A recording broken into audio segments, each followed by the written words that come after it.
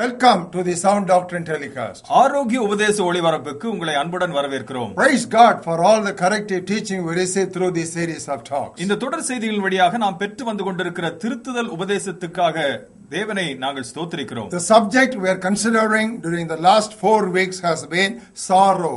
கடந்த 4 வாரங்களாக நாம் பார்த்து வருகிற தலைப்பு துக்கம். We want to begin making some statements. துவக்கத்திலேயே ஒரு சில கூற்றுகளை சொல்ல விரும்புகிறேன். Sorrow is the lot of every man and every woman. எல்லா மனுஷிக்கும் இந்த துக்கம் என்பது வாழ்க்கையின் ஒரு பங்காகவே இருக்கிறது. The type of sorrow varies from person to person. ஆனால் ஆளுக்கு ஆள் இந்த துக்கத்தினுடைய வகையானதுதான் வேறுபடுகிறது. And the causes of sorrow are innumerable. துக்கத்தினுடைய காரணங்கள் எண்ணிலடங்காதவைகள். We are never without sorrow. நாம் ஒருபோதுமே துக்கம் இல்லாதவர்களாய் இருப்பதே இல்லை. That was the testimony of the apostles. இதுதான் அப்போஸ்தலர்களுடைய சாட்சியாகவும் இருந்தது. Turn with us to book of Romans 8th chapter. ரோமர் நிருபம் 8வது அத்தியாயத்துக்கு வாருங்கள். Look at verse 36. தமிழிலே 35வது வசனத்தை பாருங்கள். As it is written, for your sake we are killed all day long. உமது நிமித்தம் எந்நேரமும் கொல்லப்படுகிறோம். And the types of sorrow are given in verse 35. 36வது வசனத்திலே தமிழிலே அந்த வகையான என்னென்ன வகையான துக்கங்களை அவர்கள் சந்தித்தார்கள் என்று சொல்லப்பட்டிருக்கிறது. Tribulation, அங்கே அவர்கள் உபத்திரவப்பட்டார்கள். distress, வியாகுலம் and persecution, துன்பம், famine, பசி, nakedness, நிர்வாணம், peril, நாசங்கள், sword. பட்டயம். Such a variety, so many troubles and sufferings they went through, and that they say was all day long. இத்தனை வகையான துக்கங்கள் வழியாக கடந்து போனார்கள். அதை அவர்கள் சொன்னார்கள், எந்நேரமும் இதன் வழியாய் நாங்கள் கடந்து போனோம். However, they were victorious as we read in verse 37. ஆனால் 37வது வசனத்திலே நாம் வாசிக்கிற வண்ணமாக அவர்கள் முற்றிலும் ஜெயம் கொள்ளவர்களாக இருந்தார்கள். Yet in all these things we are more than conquerors through him who loved us. இவை எல்லாவற்றிலும் நாம் நம்மில் அன்பு கூறுகிறவர்களாலே முற்றும் ஜெயம் கொள்ளுகிறவர்களாய் இருக்கிறோமே. In other words, they had known how to handle sorrow. மறு வார்த்தைகளில் சொல்ல வேண்டுமானால் அவர்கள் துக்கத்தை எப்படி கையாள்வதென்று கற்றுக்கொண்டிருந்தார்கள். The problem with most of us is that we do not know how to handle sorrow. நம்மில் அநேகருக்கு இருக்கிற பிரச்சனை என்னவென்றால் துக்கத்தை எப்படி கையாளுவது என்பதுதான் நமக்கு தெரியாமல் போகிறது. Hence our topic is how not to sorrow. ஆகவேதான் நாங்கள் பார்த்து வருகிற தலைப்பு எப்படி துக்கிக்க கூடாது என்பதாகும். So far we have done 4 lessons. இதுவரையிலும் 4 பாடங்களை பார்த்திருக்கிறோம். Lesson number 1. முதல் பாடம், do not dream of happy times always. எப்பொழுதுமே மகிழ்வான காலங்களே இருக்கும் என்று கனவு கண்டு கொண்டிருக்க கூடாது. Lesson number 2. இரண்டாவது பாடம், do not deny the feelings of sorrow. துக்கத்தின் உணர்வுகளை மறைக்க கூடாது. And lesson number 3. மூன்றாவது பாடம், do not be immersed in worldly sorrow. உலக பிரகாரமான துக்கங்களிலே அமிழ்ந்து விடக்கூடாது. Last week we studied lesson number 4. சென்ற வாரத்திலே 4வது பாடத்தை நாம் பார்த்தோம். Do not despise God's chastisement. தேவனுடைய சிட்சையை அலட்சியப்படுத்த கூடாது. Today we will move on to lesson number 5. இன்றைக்கு நாம் 5வது பாடத்துக்கு கடந்து செல்கிறோம். How not to sorrow. எப்படி துக்கிக்க கூடாது. Do not be afraid of men. மனுஷருக்கு பயப்படக்கூடாது. Once again. மீண்டுமாய் சொல்கிறேன். How not to sorrow. எப்படி துக்கிக்க கூடாது. Do not be afraid of men. மனுஷருக்கு பயப்படக்கூடாது. A question may arise like this. இப்படியாக ஒரு கேள்வி உங்களுக்குள்ளாய் எழலாம். Can a child of God afford to have enemies? ஒரு தேவனுடைய பிள்ளைக்கு சத்துருக்கள் இருப்பது சாத்தியமா என்ற ஒரு கேள்வி. If so, how he should handle them? அப்படியாக இருப்பார்களேயானால் அவர்களை எவ்வாறாக சமாளிக்க வேண்டும்? Turn with us to book of Proverbs 16th chapter for a very popular verse. நீதிமொழிகளின் புத்தகம் 16வது அத்தியாயத்திலே காணப்படுகிற மிகவும் பிரபலமான ஒரு வசன பகுதிக்கு எங்களோடு வாருங்கள். We'll read verse 7 to you. 7வது வசனத்தை உங்களுக்கு வாசிக்கிறோம். When a man's ways please the Lord, he makes even his enemies to be at peace with him. ஒருவனுடைய வழிகள் கர்த்தருக்கு பிரியமாயிருந்தால் அவனுடைய சத்துருக்களும் அவனோடே சமாதானமாகும்படி செய்வார். This does not mean that a child of God will not have enemies. இப்படியாக சொல்கிறதுனாலே ஒரு தேவனுடைய பிள்ளைக்கு சத்துருக்கள் இருக்காது என்கிற ஒரு முடிவுக்கு நாம் வந்துவிட முடியாது. This only means because a child of God is a godly person, he will not do evil to any man.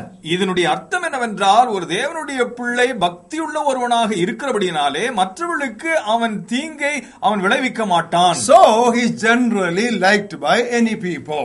ஆகவே அவன் பொதுவாக எல்லாராலும் விரும்பக்கூடியவனாக இருப்பான். But the Bible is full of the stories of God's men who were severely opposed and tortured by their enemies. ஆனால் தேவ பக்தர்கள் அநேகர் வேத புத்தகத்திலே அவர்களுடைய சத்துருக்களினாலே உபத்திரவப்படுத்தப்பட்டு சித்திரவதைப்படுத்தப்பட்டதை நாம் பார்க்க முடியும். We can look at some examples. To begin with, we will go to the life of Joseph. அநேக உதாரணங்களை நாம் பார்க்க முடியும். ஆனால் துவக்கத்திற்கு நாம் இப்பொழுது யோசேப்பினுடைய சரிதைக்கு கடந்து போவோம். We all know he was a godly young man. நம்ம எல்லாருக்கும் தெரியும் இவன் ஒரு மிகவும் தேவ பக்தி நிறைந்த ஒரு வாலிபனாய் இருந்தான். What happened? என்ன சம்பவித்தது? We'll read Genesis 49 verses 22 and 23.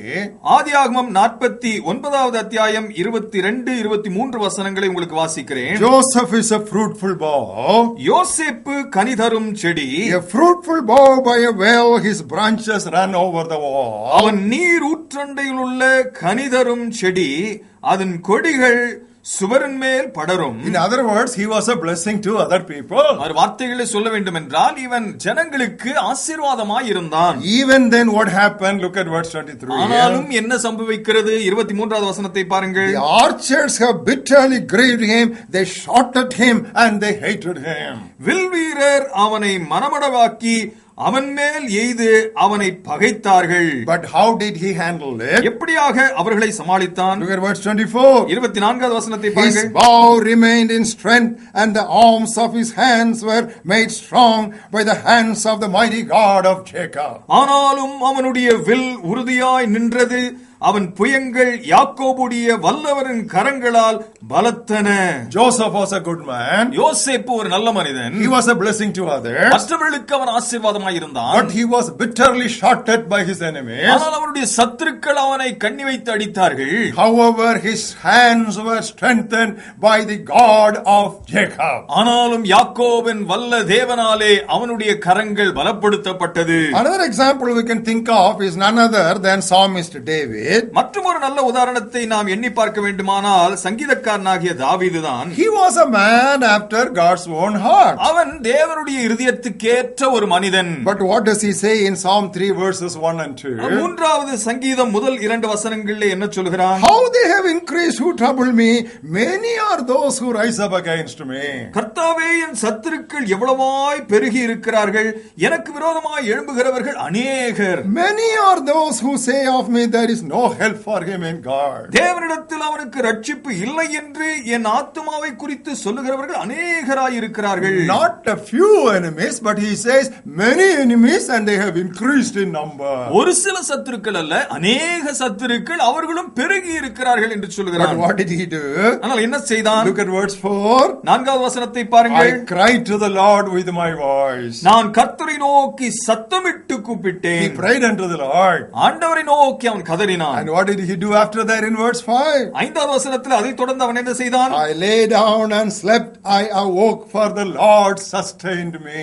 நான் படுத்து நித்திரை செய்தேன், விழித்துக் கொண்டேன், கர்த்தர் என்னை தாங்குகிறார். Too many enemies. அநேக சத்துருக்கள். But I prayed unto the Lord. நான் ஆண்டவரை நோக்கி நான் கூப்பிட்டேன். I told the Lord all my problems. பிரச்சனைகள் எல்லாம் ஆண்டவரிடத்தில் சொல்லிவிட்டேன். After telling him of my problems, I went off to sleep peacefully. நான் ஆண்டவரிடத்தில் என் பிரச்சனைகளை சொல்லிவிட்ட பிறகு நான் நிம்மதியாய் தூங்கச் சென்றேன். And what does he say in verse 6 as a testimony? சாட்சியாக 6வது வசனத்தில் என்ன சொல்கிறார்? I will not be afraid of 10,000s of people who have set themselves against me around. எனக்கு விரோதமாக சுற்றிலும் படையெடுத்து வருகிற 10,000 பேருக்கும் நான் பயப்படேன். Now come to Psalm 7 and we'll read the first two verses. 7வது சங்கீதத்திற்கு வந்து அங்கே முதல் 2 வசனங்களை வாசித்து பார்ப்போம். Oh Lord, my God, in you I put my trust. Save me from those who persecute me and deliver me. என் தேவனாகிய கர்த்தாவே, உம்மை நம்பி இருக்கிறேன். என்னை துன்பப்படுத்துகிறவர்கள் எல்லாருக்கும் என்னை விலக்கி ரட்சியும். Lest they tear me like a lion, rending me in pieces, while there is no one to deliver. சத்துரு சிங்கம் போல் என் ஆத்மாவை பிடித்துக் கொண்டு போய் விடுவிக்கிறவன் இல்லாதமையால் அதை பீறி போடுகிறவனைப் போல என்னை தப்புவியும். You see here David, he once tore off a lion's mouth. இங்கே தாவீது ஒரு சமயத்திலே ஒரு சிங்கத்தை கிழித்து போட்டவன் தான். But now he is crying unto the Lord that his enemies want to tear him like a lion. இப்பொழுது அவன் ஆண்டவனை நோக்கி கதறுகிறான், அவனுடைய சத்துருக்கள் சிங்கத்தை போல இவனை பீறி போட விரும்புகிறார்கள் என்று. And he cried unto the Lord. ஆண்டவரை நோக்கி அவன் கூப்பிட்டான். When he cried unto the Lord, he had a conviction. ஆண்டவரை நோக்கி அவன் கூப்பிட்ட பொழுது அவனுக்குள்ளாக ஒரு உறுதியான நம்பிக்கை. That's what we read in the same Psalm verse 15. அதே சங்கீதம் 15வது வசனத்திலே வாசிக்கிறோம் பாருங்கள். He made a pit and dug it out and has fallen into the ditch which he made. குழியை வெட்டி அதை ஆழமாக்கினான், தான் வெட்டின குழியில் தானே விழுந்தான். You know, this is the kind of conviction we should have about people who are opposing us. நம்மை விரோதிக்கிற மக்களை குறித்து நாம் இவ்விதமான ஒரு நம்பிக்கை வைத்திருக்க வேண்டும். Turn with us to Psalm 13. 13வது சங்கீதத்துக்கு என்னோடு கூட வாருங்கள். We'll again read the first two verses. முதல் 2 வசனங்களை மீண்டுமாய் வாசிப்போம். How long, O Lord, will you forget me forever? கர்த்தாவே, எதுவரைக்கும் என்னை மறந்திருப்பீர்? How long will you hide your face from me? எதுவரைக்கும் உம்முடைய முகத்தை எனக்கு மறைத்திருப்பீர்? How long shall I take counsel in my soul, having sorrow in my heart daily? என் இருதயத்திலே சஞ்சலத்தை நித்தம் வைத்து எதுவரைக்கும் என் ஆத்துமாவிலே ஆலோசனை பண்ணி கொண்டிருப்பேன். How long will my enemy be exalted over me? எதுவரைக்கும் என் சத்துரு என் மேல் தன்னை உயர்த்துவான். How long, how long, how long, how long? 4 times in 2 verses he has mentioned. 2 வசனங்களை எதுவரைக்கும் என்று சொல்லி மீண்டுமாய் கேட்டுக் கொண்டிருக்கிறான். And he says, I have sorrow in my heart daily. சொல்லுகிறான், என் இருதயத்திலே எனக்கு துக்கம் நித்தமும் காணப்படுகிறது. We all know that Psalm 23 is a very beloved and favorite psalm. 23வது சங்கீதம் நம்ம எல்லாருக்கும் பிரியமான ஒரு சங்கீதம் என்று தெரியும். Even in that psalm in verse 5, you know what he says? You prepare a table for me in the midst of my enemies. அந்த சங்கீதத்திலும் 5வது வசனத்தில் என்ன சொல்கிறார்? நீர் எனக்கு என் சத்துருக்களின் மத்தியிலே ஒரு பந்தியை ஆயத்தம் பண்ணினீர். And he was surrounded by rowdies. அவன் ரவுடிகளாலே சுற்றி வளைக்கப்படுகிறான். How do we say that? எப்படி சொல்கிறோம்? Look at Psalm 22. 22வது சங்கீதத்தை பாருங்கள். We'll read from verse 19. 19வது வசனத்திலிருந்து வாசிக்கிறோம். How does he compare the people who are working against me? அவனுக்கு விரோதமாக வேலை செய்து கொண்டிருக்கிற மக்களை எப்படியாக அவன் ஒப்பிட்டு சொல்கிறான் பாருங்கள். He says they are like the power of a dog. அவன் சொல்கிறான், அவர்கள் நாய்களைப் போல இருக்கிறார்கள். And he says they are like a lion's mouth. சிங்கத்தின் வாய்க்கு ஒப்பாய் இருக்கிறார்கள். And they say they are like wild oxen. அவர்கள் காண்டாமிருகத்துக்கு ஒப்பாய் இருக்கிறார்கள். You know, a dog barks and it bites. ஒரு நாயானது கொலைக்கும் கடிக்கும். And a lion will roar and devour. சிங்கமானது கர்ஜிக்கும் விழுங்கிவிடும். An oxen will gore. ஒரு காண்டாமிருகமானது அது முட்டித்தள்ளும். This is a picture of what a rowdy is. இதுதான் ஒரு ரவுடியினுடைய வரைபடம். And that's what he says. So many rowdies are surrounding me. இதைதான் சொல்கிறான், எத்தனையோ ரவுடிகள் என்னை சுத்தி கொண்டிருக்கிறார்கள். Not only Joseph and David. யோசேப்பும் தாவீது மட்டுமல்ல. Even Jesus had the same Lord. இயேசுவுக்கும் அதே விதமான ஒரு நிலைமைதான். He did everything to please his Father. அவருடைய பிதாவை பிரியப்படுத்துவதற்கு எல்லாவற்றையும் செய்தார். He had no sin.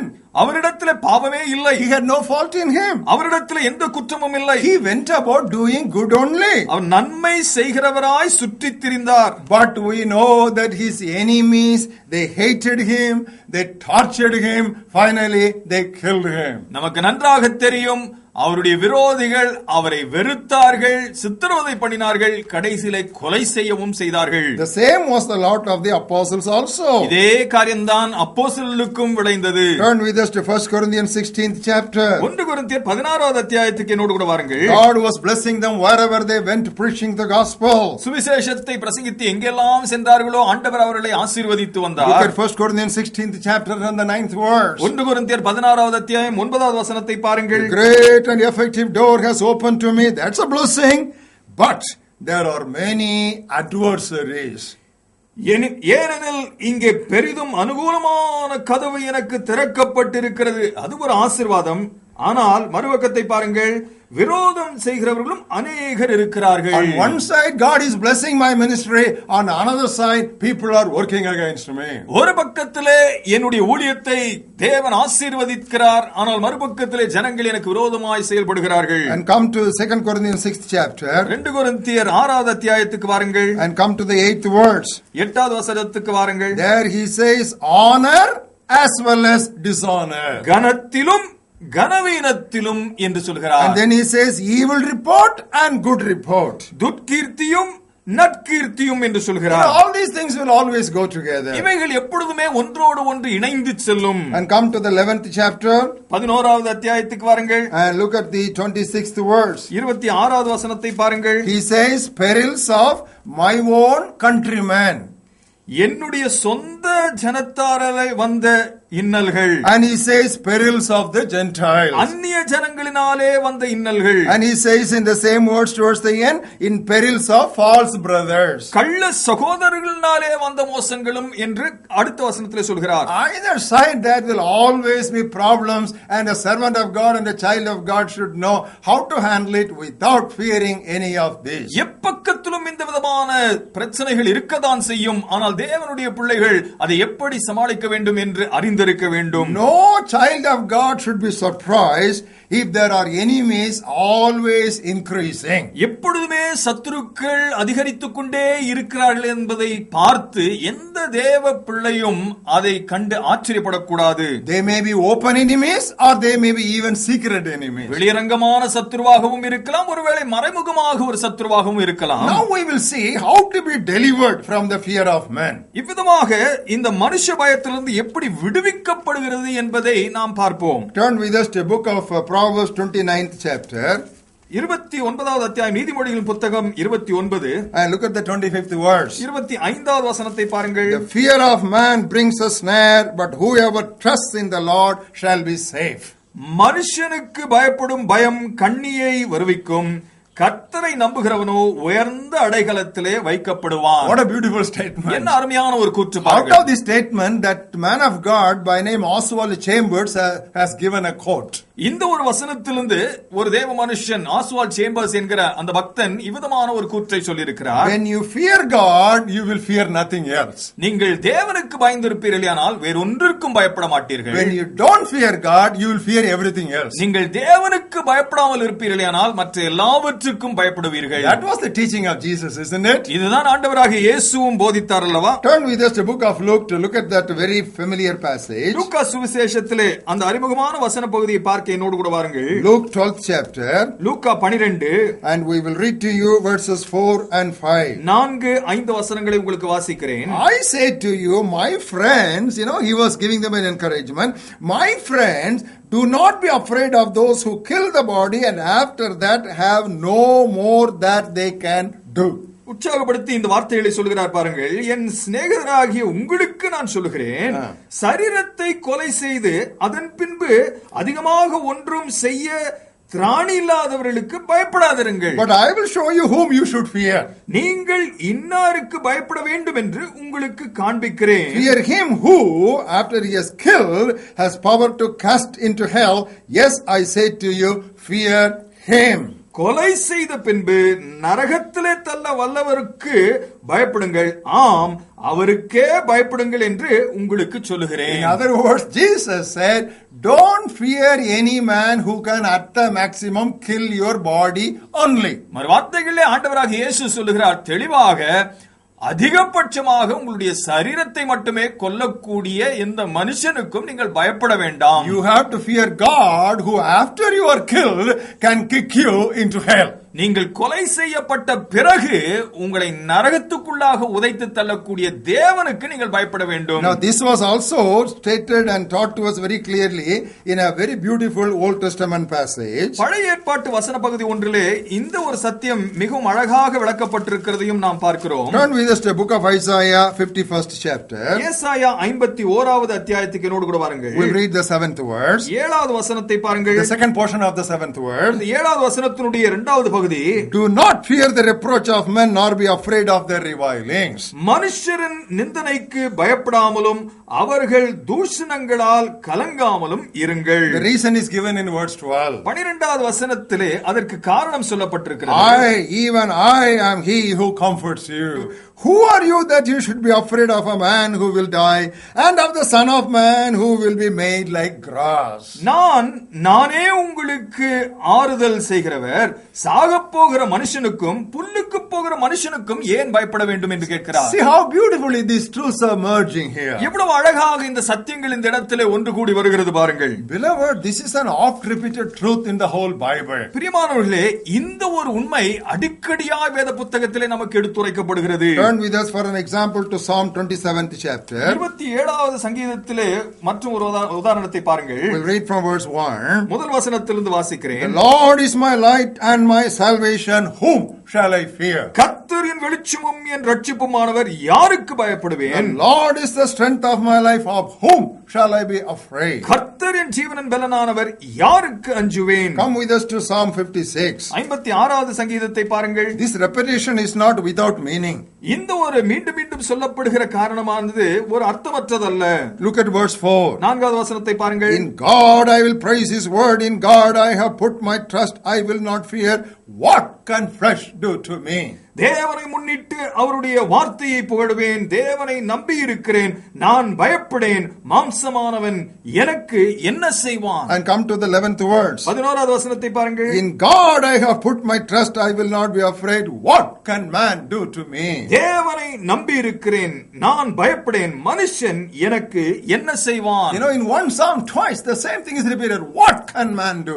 What can the fleshly man do? ஒரே சங்கீதத்தில் மீண்டும் மீண்டுமாக மனுஷன், மாம்சமான மனுஷன் எனக்கு என்ன செய்ய முடியும் என்று சொல்லப்படுகிறது. Come with us also to Psalm 118. 118வது சங்கீதத்துக்கும் வாருங்கள். And look at the 6th verse. 6வது வசனத்தை பாருங்கள். The Lord is on my side, I will not fear. கர்த்தரின் பட்சத்தில் இருக்கிறார், நான் பயப்படேன். What can man do to me? மனுஷன் எனக்கு என்ன செய்வான்? The same truth is carried for us together into the New Testament by Apostle Paul. இதே உண்மையானது புதிய ஏற்பாட்டுக்குள்ளாகவும் அப்போஸ்தலனாகிய பவுல் எடுத்துச் செல்கிறார். You all know that beautiful passage in Romans 8th chapter. ரோமர் 8வது அத்தியாயத்தில் அந்த அருமையான வசன பகுதி எல்லாருக்கும் தெரிந்தது. What do we read in the 31st verse? 31வது வசனத்தில் என்ன வாசிக்கிறோம்? If God be for us, who can be against us? தேவன் நம் பட்சத்தில் இருந்தால் நமக்கு விரோதமாய் இருக்கிறவன் யார்? Yes, beloved, that's the question we want to constantly ask ourselves. ஆம் பிரியமானவர்களே, இந்த ஒரு கேள்வியை தான் நாம் தொடர்ந்து நம்மையே கேட்டுக்கொண்டிருக்க விரும்புகிறேன். If God be for us, கர்த்தர் நம் பட்சத்தில் இருந்தால் who can be against us? யார் நமக்கு விரோதமாய் இருக்க முடியும்? If God be for us, கர்த்தர் நம் பட்சத்தில் இருந்தால் who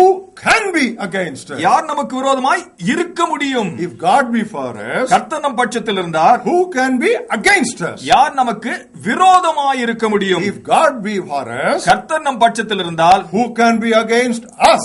யார் நமக்கு விரோதமாய் இருக்க முடியும்? Take these words one by one and just make it a part of yourself. இந்த பகுதியை, இந்த வசனங்கள் ஒவ்வொன்றையும், இந்த வார்த்தைகள் ஒவ்வொன்றையும் உங்களுக்கு சொந்தம் கொண்டாடிக் கொள்ளுங்கள். Now how to respond to enemies when we are under attack or when we are under threat? சத்துருக்கள் நமக்கு விரோதமாய் எழும்பி வரும் பொழுது எப்படியாக அவர்களை நாம் எதிர்கொள்வது? Now there are a few guidelines which we want to give you ஒரு now. சில அறிவுரைகளை உங்களுக்கு நாங்கள் வைத்துவிட்டு செல்ல விரும்புகிறோம். Suppose you are accused. ஒருவேளை உங்களை நீங்கள் குற்றம் சாட்டப்பட்டிருக்கிறீர்கள் என்று வைத்துக் கொள்ளுங்கள். Check your life. உங்களுடைய வாழ்க்கையை சோதித்து பாருங்கள். If there are things to be set right, set right. ஒரு சில காரியங்கள் சரிபார்க்கப்பட வேண்டியது இருக்குமே, ஆனால் அதை சரிபார்த்து விடுங்கள். After you set them right, go ahead with all boldness. சரிபார்த்து விட்டு தொடர்ந்து நீங்கள் எல்லா தைரியத்தோடும் நீங்கள் முன்னேறி செல்லுங்கள். Because God uses even our enemies and opposers to straighten our path. ஏனென்றால் சத்துருக்களையும் கூட சில சமயங்களிலே ஆண்டவர் நம்முடைய பாதையை செம்மையாக்கும்படியாக செய்கிறார். That's what we read in Psalm 27. அதைதான் 27வது சங்கீதத்திலே நாம் வாசிக்கிறோம். And we will read to you verse 11. 11வது வசனத்தை உங்களுக்கு வாசிக்கிறோம். Teach me your way, O Lord, and lead me in a smooth path because of my enemies. கர்த்தாவே, உமது வழியை எனக்கு போதித்து என் எதிராளிகள் நிமித்தம் செவ்வையான பாதையில் என்னை நடத்தும். So if the criticism is helpful in your life, accept it and then get yourself corrected. அந்த குற்றச்சாட்டு உங்களுக்கு உங்களுடைய வாழ்க்கையில உதவியா இருக்கிறது என்று சொன்னால் அதை சரிபார்த்து விட்டு நீங்கள் வாழ்க்கையில முன்னேறி செல்லுங்கள். Next step, you know what you should take? அடுத்ததாக நீங்கள் செய்ய வேண்டிய ஒரு காரியம், simply relax into the hands of God. தேவனுடைய கரத்திலே நீங்கள் இளைப்பாற வேண்டும். You know, David presents an excellent excellent example. தாவீது ஒரு அருமையான ஒரு உதாரணத்தை நமக்கு He எடுத்துரைக்கிறார். was the king. அவன் ராஜாவாக இருந்தான். Shimei began to curse David. சிமேய் தாவீதை சபிக்க ஆரம்பிக்கிறான். And he began to throw stones at him. அவனுக்கு விரோதமாய் கல்லெறிய ஆரம்பித்தான். All the mighty men of valor were actually standing with David. இந்த பராக்கிரமசாலிகள் எல்லாம் தாவீதோடு நின்று கொண்டிருக்கிறார்கள். So they said, just tell us a word, we will take off his head. ஒரு வார்த்தை நீங்கள் சொல்லுங்கள், நாங்கள் அவன் தலையை நீக்கி விடுகிறோம் என்று சொன்னார்கள். But what did David say? தாவீது என்ன சொன்னான்? Just let him do what he wants. என்ன செய்ய வேண்டுமோ அவன் செய்யட்டும் என்று சொன்னான். Perhaps God has allowed him to do it. ஒருவேளை தேவன் அவனை இப்படி செய்வதற்கு அனுமதித்திருக்கலாமே. Because of what he is doing, the blessing of the Lord will come upon him. அவன் அப்படி செய்கிறதுனாலே தேவனுடைய ஆசீர்வாதம் என் மேல் தங்கும். Another occasion, மற்றும் ஒரு சமயத்திலே, Amalekites, they just came and destroyed things belonging to David. தாவீதுக்கு சொந்தமான எல்லாவற்றையும் அமலேக்கியர் ஒரு சமயம் படையெடுத்து வந்து அழித்து போட்டார்கள். They burnt things. காரியங்கள் எல்லாம் எரித்து போட்டார்கள். And they carried away men and women. ஆண்களையும் பெண்களையும் தூக்கி கொண்டு சென்றார்கள். And people wanted to stone David. தாவீதை கல்லெறிந்து கொள்ளும்படியாக ஜனங்கள் எழும்பினார்கள். But what does the Bible say? வேதம் என்ன சொல்கிறது? David encouraged himself in the Lord. கர்த்தருக்குள்ளாய் தாவீது தன்னை தேற்றினான். Not only David, தாவீது மட்டுமல்ல, even prophet Jeremiah. எரேமியாவாகிய அந்த தீர்க்கதரிசியும் கூட He was a very true prophet. ஒரு உண்மையான தீர்க்கதரிசி அவன். He spoke only what God told him. தேவன் அவனுக்கு சொன்னதை மட்டுமே அவன் பேசினான். So people wanted to stone him and kill him. அவனை கல்லெறிந்து கொல்லும்படியாக ஜனங்கள் விரும்பினார்கள். But what did he do? அவன் என்ன செய்தான்? You do whatever you want to do. உங்களுக்கு என்ன வேண்டுமோ நீங்கள் செய்யுங்கள். I am safe in the hands of God. நான் கர்த்தருடைய கையிலே பத்திரமாக இருக்கிறேன். There was no panicking. He was perfectly relaxed. அவன் எந்த விதமான பதட்டமும் அடையவில்லை. அவன் முற்றிலும் இளைப்பாறி இருந்தான். If the accusation that comes against you is false, ஒருவேளை உங்களுக்கு விரோதமாக வரக்கூடிய குற்றச்சாட்டு தவறானதாக இருக்குமேயானால், take the attitude of David. தாவீதுனுடைய மனப்பான்மை எடுத்துக்கொள்ளுங்கள். What did he say? அவன் என்ன சொன்னான்? I became deaf and dumb. நான் செவிடனும் ஊமையனுமாய் மாறினேன். I won't do anything about it. நான் அதை குறித்து ஒன்றும் செய்ய மாட்டேன். Take the case of Jesus. ஆண்டவராகிய இயேசுவை எடுத்துக்கொள்ளுங்கள். When Pilate asked him a question, Jesus answered him. பிலாத்து அவரிடத்திலே கேள்வி கேட்ட பொழுது பதில் அளித்தார். But when the priests they asked him a question, ஆனால் ஆசாரியர்கள் கேள்வி கேட்ட பொழுது he just kept mum. He did not even open his அமைதலாய் mouth. இருந்து விட்டார், பேசவே இல்லை. That's God-given wisdom. அதுதான் தெய்வீக ஞானம். You know one thing you should never forget. ஒன்றை நீங்கள் மறந்துவிடவே கூடாது. The devil uses the fear of men to paralyze us. நம்மை செயலற்று போக செய்யும்படியாக அநேக சமயங்களிலே பிசாசானவன் மனுஷ பயத்தை பயன்படுத்துகிறான். And he uses it to sidetrack us from our main work. நம்முடைய முக்கிய காரியங்களிலிருந்து நம்மை திசை திருப்புவதற்கு அதை அடிக்கடியாய் பயன்படுத்துகிறான். That's what happened in the case of Nehemiah. அதுதான் நெகேமியாவுடைய வாழ்க்கையிலும் நடந்தது. There were 5 attempts to stop him. அவனை நிறுத்தும்படியாக 5 முயற்சிகள் ஏறெடுக்கப்பட்டது. Even an open letter was sent against him. வெளிரங்கமான ஒரு கடிதமும் கூட அவனுக்கு விரோதமாக But எழுதப்பட்டது. every time he gave the same answer. ஆனால் ஒவ்வொரு முறையும் அதே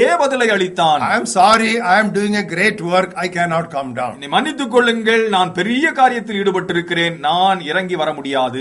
Maybe you are a servant of God listening to this message. இந்த செய்தியை கேட்டுக்கொண்டிருக்கிற நீங்கள் ஒருவேளை தேவனுடைய ஊழியக்காரனாக இருக்கலாம். You will have your Sanballats and Tobias. உங்களுடைய சன்பலாத்துகளும் உங்களுடைய தோபியாக்களும் இருக்கத்தான் செய்வார்கள். Don't be afraid of them. அவர்களை குறித்து நீங்கள் பயப்பட வேண்டாம். Keep going forward. தொடர்ச்சியாய் முன்னேறி செல்லுங்கள். Whatever God has assigned to you, that you keep doing. உங்களுக்கென்று தேவன் நியமித்ததை நீங்கள் தொடர்ந்து செய்து கொண்டே இருங்கள்.